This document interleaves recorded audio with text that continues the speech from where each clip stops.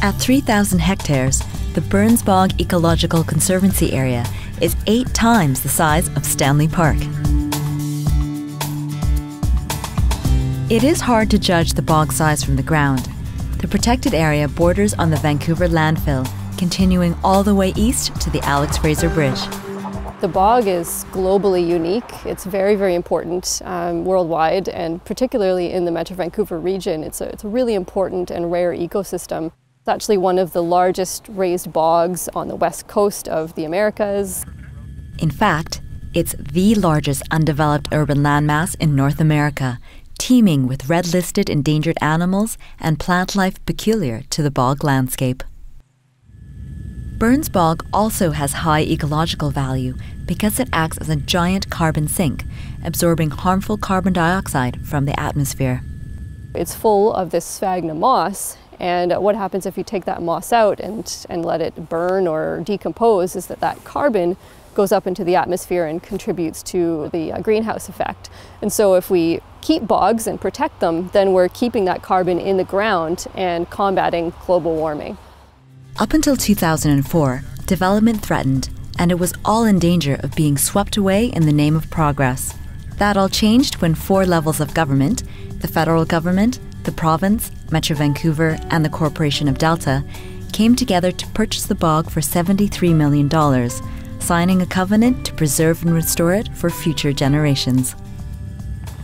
Some of Burns Bog is still in private hands, but the vast majority, about 87%, is now part of an ecological conservancy area that is co-managed by Metro Vancouver and the Corporation of Delta. Regular operations meetings are evidence of this unique collaboration. Metro Vancouver is in charge of day-to-day operations, including risk management, site security, and safety. The bog is an unsafe place. The harvest ponds that we see behind me are very deep, and they have very thin mats of vegetation growing over it. If you fell through them, you would have a hard time getting up through the mat again and out of the water, and you could easily drown. The regional government maintains a regular patrol of the bog from the ground.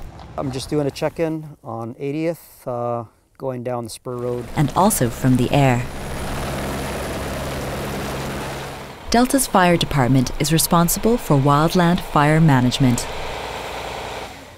The Corporation of Delta is charged with monitoring and improving the bog's hydrology.